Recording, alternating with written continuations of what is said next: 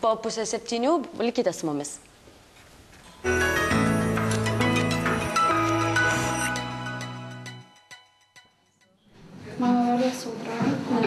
Klaipėdos, Šiaulių, Tauragės ir Telšių apskrityse šiais mokslo metais įgyvendinama programa Tu ir aš kartu mes galia.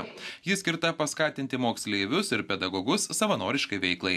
Projekte 77 mokyklose dalyvaus kone 2,3 vyresnių klasių mokinių. Užduotis. Prisistatot, pasakot, kodėl klausinėja ir prisiminkite. Klausimai konkretus, aiškus. Šis seminaras vyksta Šilalės rajono Kvėdarnos Kazimiero Jauniaus gimnazijoje.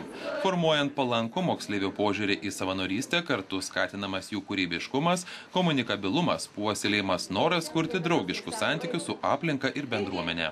Kad mes išmoktume priimti kitą žmogų tokį, koks jisai yra, kad jisai kartu su mumis dalyvautų veikloje ir aišku per tuos visus psichologinius dalykus įdėti į gyvenimą čia, kur gyveni, kad jisai padėtų vyresniam žmonėms, padėtų bendraamžiams, padėtų gyvūnijai, padėtų aplinkai ir visam kam, kad jisai užsiimtų tos savanoriškus veiklos.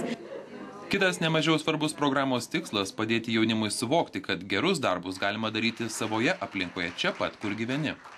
Tekę yra su įsenelių namus čia Kvėdarno eiti ir jiems ten tai eilėraštį sakyti ar šiaip pralinksminti dieną. Programoje dalyvaujantis moksleiviai ne tik dalyvaus seminaruose, tačiau ir savarankiškai tirs aplinkos poreikius, apibendrins apklausos rezultatus. Remdamiesi tyrimo išvadomis save išbandys bent 4 savanoriškose veiklose, o mokslų metų pabaigoje programos dalyvių laukia baigiamasis sąskrydis. Projektas Tu ir aš kartu mes galia yra vienas programos TAPK iniciatyvų. TAPK iniciatorė Švietimo ir mokslo ministerija, projektas finansuojamas Europos socialinio fondo ir Lietuvos Respublikos lėšomis. Ir žaidimus organizuosite.